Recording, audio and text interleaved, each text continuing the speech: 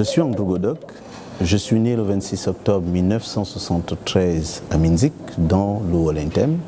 J'ai fait mes études primaires et secondaires dans le Moyen-Ogooué, en Djolé, mon lycée à Port-Gentil dans l'Ogooué maritime et mes études universitaires sanctionnées par une licence en économie à l'université Omar Bongo.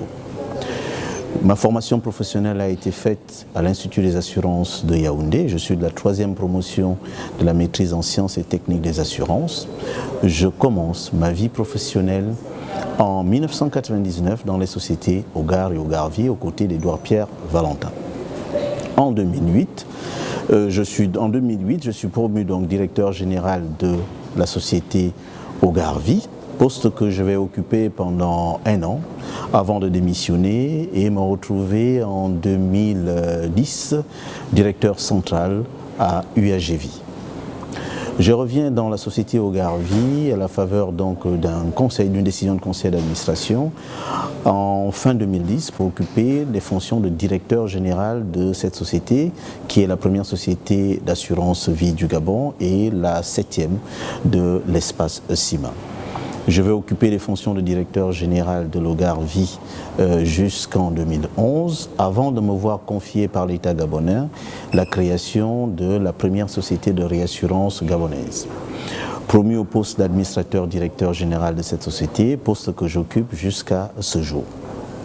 La SCGRE est donc une société de réassurance relevant du Gabon de service qui a pour objet de réduire la part de produits d'assurance qui sortaient du marché gabonais et qui allaient à l'extérieur parce que les sociétés d'assurance gabonaises ne disposaient pas d'une société de réassurance locale.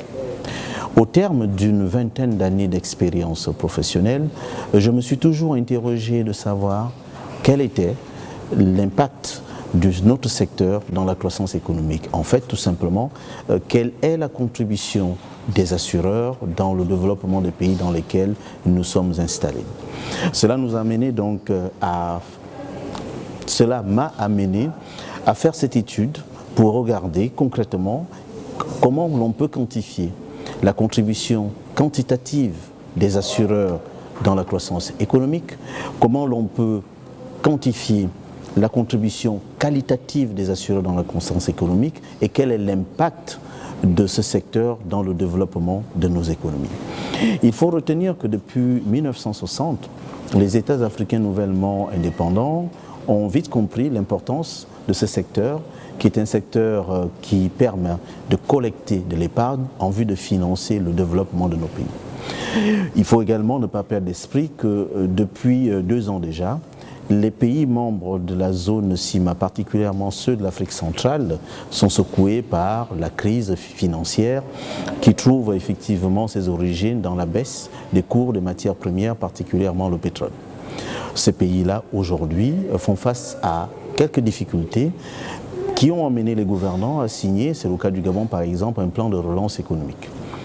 Cet ouvrage permet d'explorer une piste ou plusieurs pistes visant effectivement à apporter une solution à partir du secteur des assurances pour développer nos États.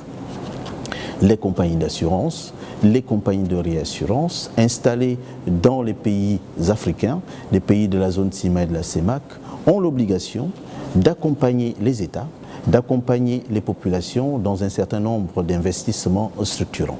C'est le cas, par exemple, dans l'habitat.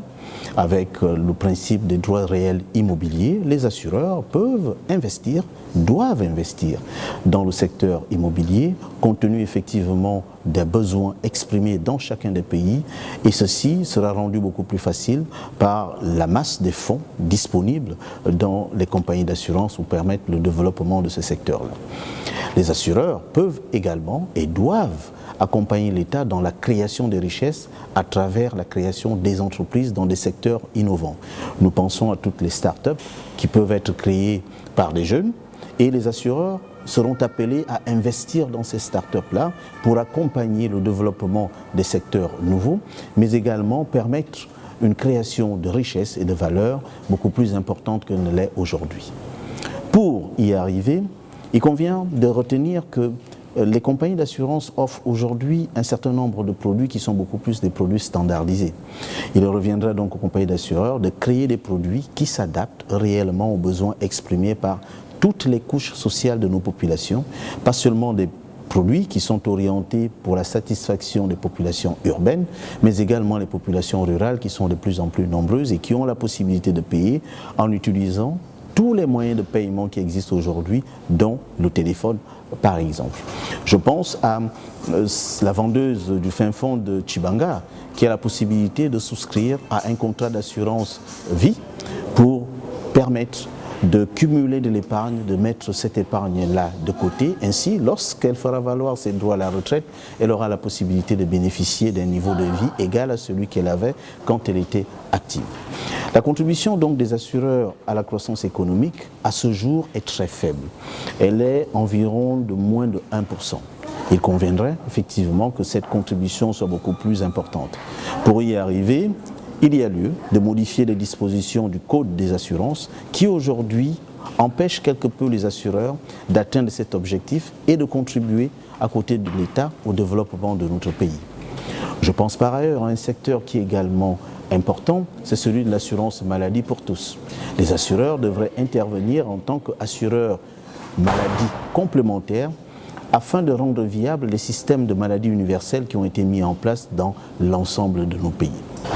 Il va sans dire que ce livre permet d'aborder quelques pistes, de lever effectivement le voile sur le métier qui est le nôtre, mais surtout apporte une autre version de ce que pourrait être la contribution des assureurs au développement du pays.